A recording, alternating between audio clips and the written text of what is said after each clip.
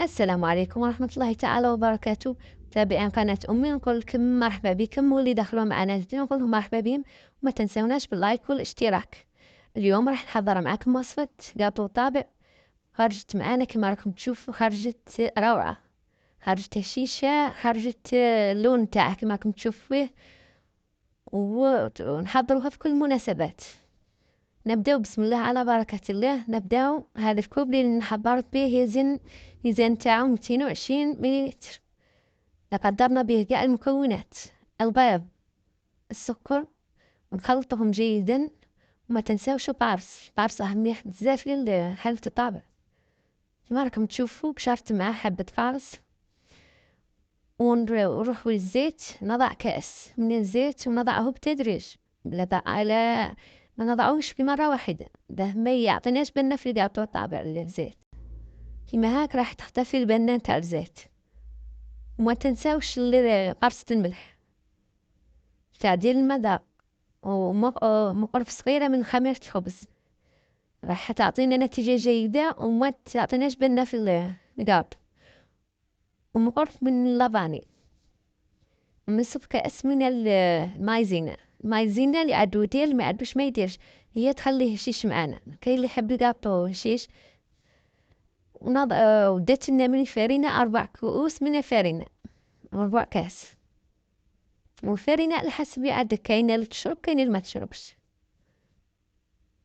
واثنين 2 أكياس من خميرة القاطو، دت معنا 2 أكياس. خلطوهم الأصابع، حاولوا ما تعجنوهاش، ده ما تطلق ما توليش معنا كيما الخبز. نجموها بالأصابع، نخلوها هشيشة طرية، ما نيبسوهاش، يعني نقاطو الزيت ما يتيبسش. ونروحو نفتحوها على هذه الطريقة، ونطبروها كيما راكم تشوفوا. وقاطو طابع تشوفوه يلصق معاكم، نحطوه في الفارينة.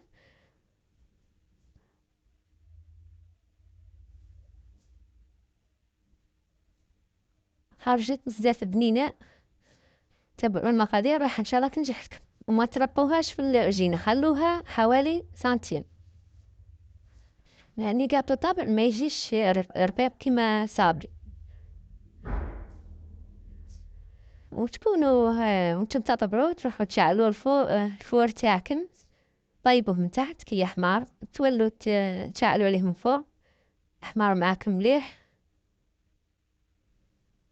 صدقوني خرج هايل، خاصة مع فطور الصباح مع القهوة والحليب، خرج روعة.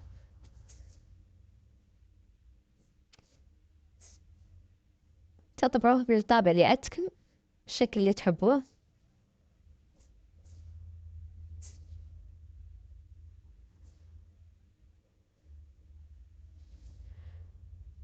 ونروحوا نطلوه من السطح نتاعو بالحيوة صفار بيضاء ومغرف من الحليب، بمساعدة ابنتي الصغيرة ربي يحفظها. والتزيين اختياري، تحبوا تزينوه بالحلوى الملونة، تحبوا بالرقائق الكوكاو، تحبوا بالجلجلان ثاني يجي مليح. لأنها القاطو طابع ما يديش المقادير ياسر، مكونات اللي موجودة في البيت. فارينة موجودة في البيت، الزيت، سكر. كما راكم تشوفوا خرج معنا روعة، أحمر كما راكم تشوفوا فيه، هشيش، خرج روعة. كما راح توريكم بنتي، راح توريكم بالشكل. نتمنى تجربوه وينجح لكم إن شاء الله. ما تنسونيش حبيباتي بالاشتراك باللايك. ما تنسوش إن شاء الله تحصنوا أنفسكم بلا إله إلا الله وحده لا شريك له، له الملك وله الحمد وهو على كل شيء قدير.